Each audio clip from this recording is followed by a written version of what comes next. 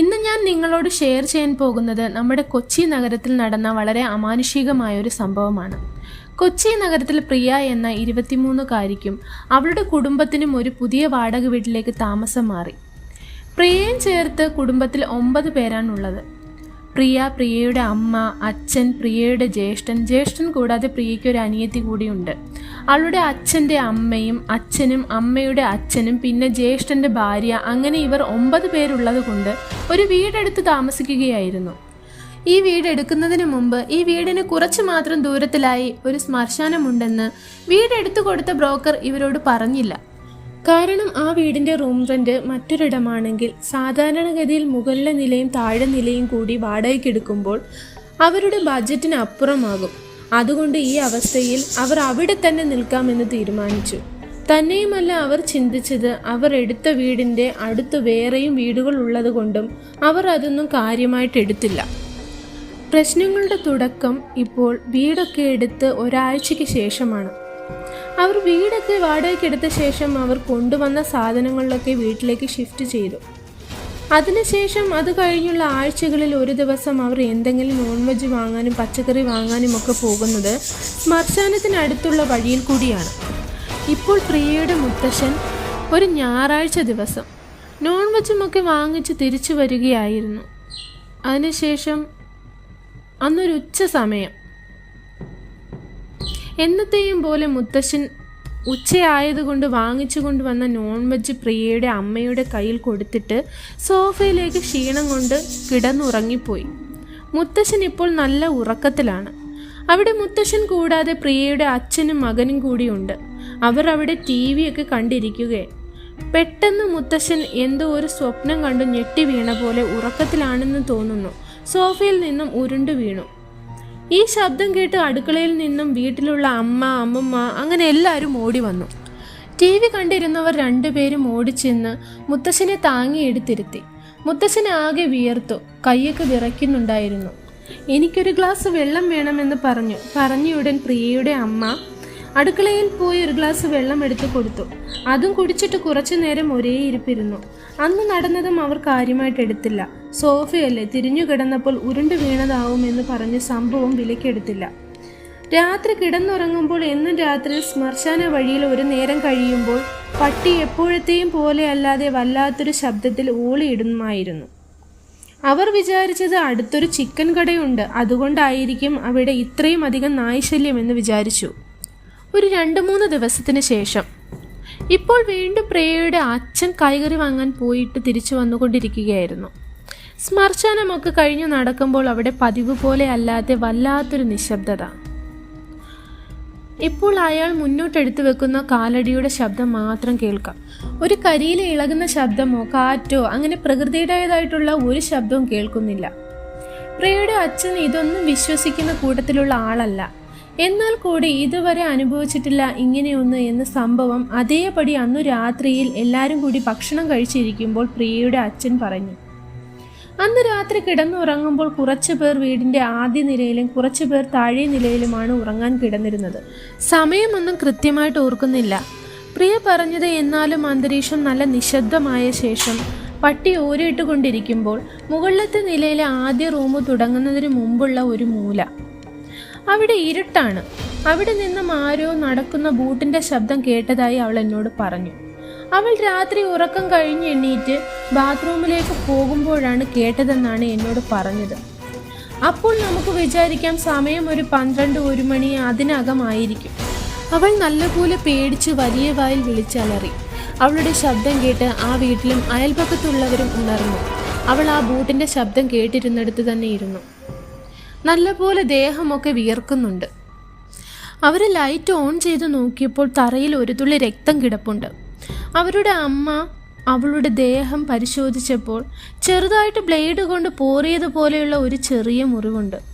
മുറിവുള്ളിടം മഞ്ഞൾ വെച്ച് അവളുടെ അച്ഛൻ കെട്ടിയിട്ട് എല്ലാവരും കിടന്നുറങ്ങാൻ പറയുന്നു. പിറ്റേ ദിവസമാണെന്നാൽ അവരൊരു കാര്യം ശ്രദ്ധിക്കുന്നത്. അവർക്കൊരു വളർത്തുനായുണ്ട്. അത് കുറച്ച് ദിവസമായി അലസത പിടിച്ച് കിടക്കുന്നുണ്ടെങ്കിലും ആഹാരമൊക്കെ കഴിക്കുമായിരുന്നു. പക്ഷേ ഇപ്പോൾ അതുമാത്രമല്ല, അതൊന്നും കഴിക്കുന്നുമില്ല. അതിനെ അന്നു തന്നെ വെറ്റിനറി ഹോസ്പിറ്റലിൽ കൊണ്ടുപോയി. ഡോക്ടർ പരിശോധിച്ചു. ഫലം പറഞ്ഞത് ഇതിന് ഒരു കുഴപ്പവുമില്ല, ചിലപ്പോൾ ഭക്ഷണം പിടിക്കാത്തത് കൊണ്ടായിരിക്കും. നിങ്ങൾ അതിന് പെറ്റ് ഫുഡ് കൊടുക്കാൻ പറയുന്നു. പക്ഷേ അതുകൊണ്ടൊന്നും ഒരു ഫലവും ഉണ്ടായില്ല. അവർ കുറച്ച് ദിവസം കഴിഞ്ഞ് നായയെ പുറത്ത് വാക്കിങ്ങിനൊക്കെ കൊണ്ടുപോകുന്നു. എന്താന്ന് വെച്ചാൽ നായ ഗേറ്റിന് പുറത്തിറങ്ങുമ്പോൾ നല്ല ചുറുചുറുക്കായിട്ടിരിക്കും. പക്ഷേ ഗേറ്റിനുള്ളിൽ വന്നാൽ പട്ടിക്ക് എന്തോ വലിയ രോഗം പിടിച്ചതുപോലെ തോന്നും. പട്ടിക്ക് മാത്രമല്ല, ഇപ്പോഴൊക്കെ അവിടെ ആ ഗേറ്റിനുള്ളിൽ താമസിക്കുന്നവർക്കെല്ലാം അതേ അവസ്ഥയാണുള്ളത്. അന്നേ ദിവസം തന്നെ ഒരു 4 മണിയൊക്കെ ആയപ്പോൾ പ്രിയയുടെ ജ്യേഷ്ഠൻ കുളിക്കാൻ പോയി. ഒരു 2-3 മണി കഴിഞ്ഞപ്പോഴായിരിക്കണം. ഭിത്തിയിൽ ആരോ ആഞ്ഞടിക്കുന്ന ശബ്ദം കേട്ട് പ്രിയയുടെ അച്ഛൻ ഓടി വന്ന് കതക് തുറക്കാൻ ശ്രമിച്ചെങ്കിലും പ്രിയയുടെ ജ്യേഷ്ഠൻ തുറന്നില്ല. കതക് തുറക്കാതിരുന്നപ്പോൾ എല്ലാവരും കൂടി കതക് തല്ലിപ്പൊളിച്ച് അകത്ത് കയറി നോക്കിയപ്പോൾ ബാത്റൂമിൽ വെള്ളം പിടിച്ചു വെക്കുന്ന ഒരു വലിയ ടാങ്കുണ്ട്. അതിനകത്ത് പ്രിയയുടെ ജ്യേഷ്ഠൻ ചുരുണ്ടുകൂടി പകുതി മരിച്ച നിലയിൽ ഇരിക്കുന്നു.